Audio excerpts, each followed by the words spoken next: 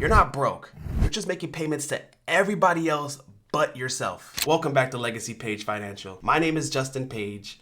Here we focus on real financial strategies that helps families build wealth with control, intention, and purpose. If you're watching this video, I know a little bit about you. You likely have a family you care deeply about. You're out there just chasing, you're crushing your goals. They're getting bigger every single year. You're out there grinding and you're building an empire. But the last thing that you want is for that one unexpected crisis to wipe everything away that you worked so hard to build. And if you're anything like me, people depend on you. People count on you to show up. This is why today's video it's not just important, but it's essential. I'm gonna show you how you can shield your money from taxes, penalties, and market crashes, and how you can even get paid if you become sick, injured, disabled, or even worse. You're also gonna learn how to safely grow money over time and turn everyday living expenses into tax-free income. The best part about all this is it's done with one simple, well-designed insurance policy.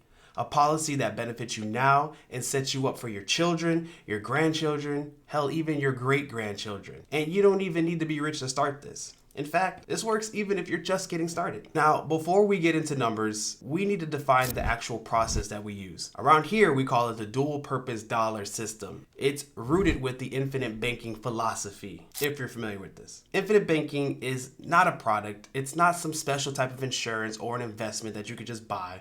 It's a process that allows you to take back control of the banking function in your life. The dual-purpose dollar system takes that same philosophy and applies it in a simple and practical way that every dollar in your life is doing more than one job. It's protecting, growing, and staying accessible. Now, most people trade time for money. We work, we get a paycheck, we use that paycheck to pay the bills, we buy things, hell, some of us might even save a little. But money we do save usually sits in a bank account where the bank, not us, decides how it's used. Banks will lend that money out at a higher rate and keep the profit while we earn a small fraction of a percentage. Infinite banking flips that script. Instead of giving control to the bank, you create your own private banking system using a specially designed and engineered whole life insurance policy. Your money grows every single day guaranteed. You can borrow against it, use it for opportunities, repay back yourself on your schedule, while the original money continues compounding as if you never touched it. That uninterrupted compounding is key. The dual-purpose dollar simply means your dollars protect your family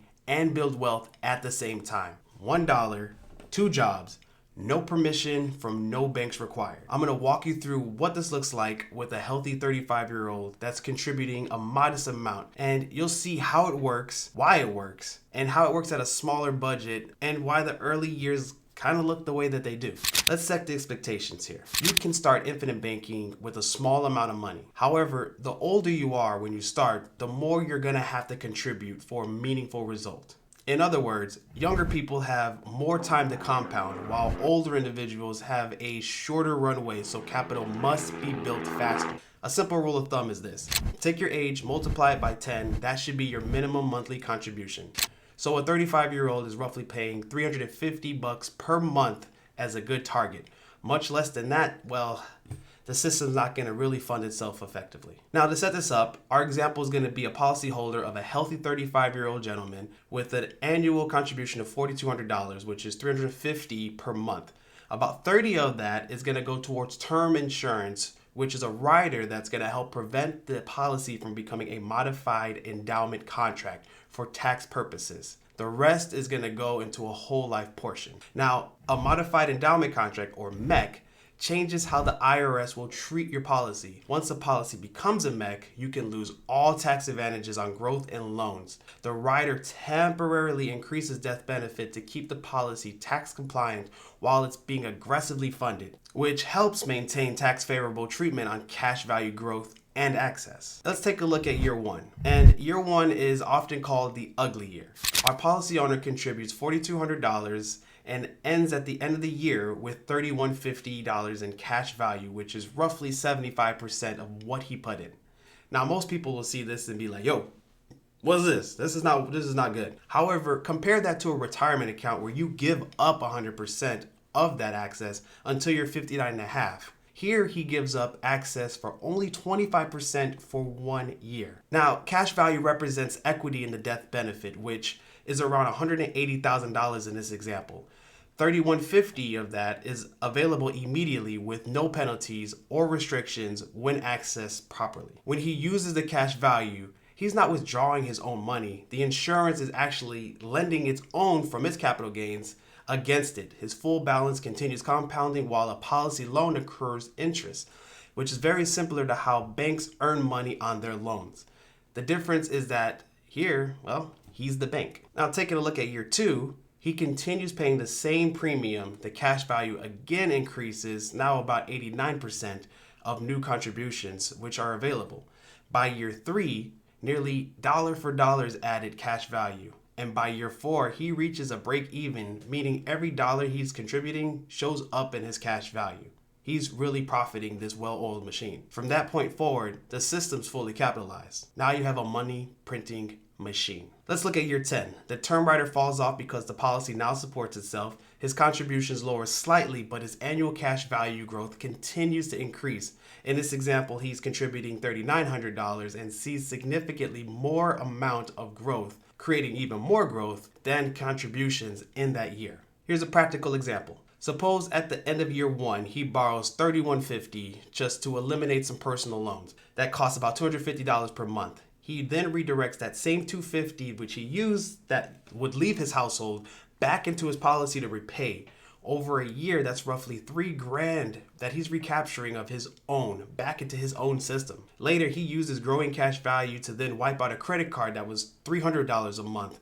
Now, $550, doing simple math here, that stays in his ecosystem rather than flowing back to banks, creating this infinite loop here. The dual purpose dollar system is not about how you start, it's about how you're redirecting that cash flow you're already spending and letting your capital compound along the way. Now, I know I just said a lot, but I really want you to think about this. Your credit cards, your car loans, your mortgage, all these lenders that are charging you interest.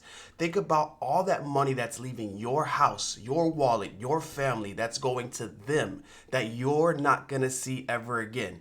Unless you have a lower interest rate, I understand that. But if you're paying a lot of interest that you're never going to get back, why not recapture that back into your bank? Now, common question is, what happens if you don't repay back a loan? If a policy loan is never repaid, it's simply deducted from the death benefit when you pass. In the meantime, you still had access and use of that capital while the remaining cash value continued to compound. But there's this mental hurdle that everybody struggles to get over. Most people want instant gratification.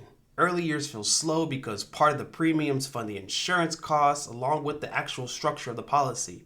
Think of it like planting an apple tree. You're not harvesting no apples or making any pies in the first year. But long term, you're going to be getting so many apples, you're going to be baking so many pies that's that power of the compound interest. Albert Einstein famously referred to compound interest as the 8th wonder of the world. Infinite banking and the dual purpose dollar system leverage uninterrupted compounding growth.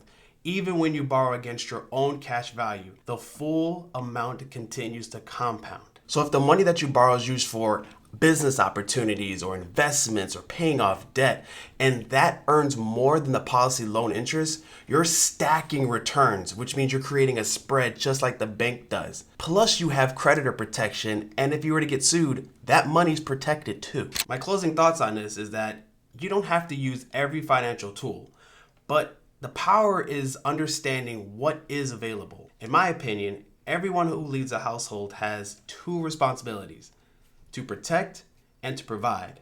The dual purpose dollar system built on the infinite banking philosophy is simply one tool that can help do both. Thank you for being here, and I look forward to helping you build your own legacy. If you are interested in learning about this or want to see what your numbers look like specifically based on the example, click down below. I take a very limited amount of people each month because I really want to give my full time and effort to everyone who deserves, that wants a properly structured policy to see how it looks and see how powerful it can be. Thank you. Subscribe. Stay tuned.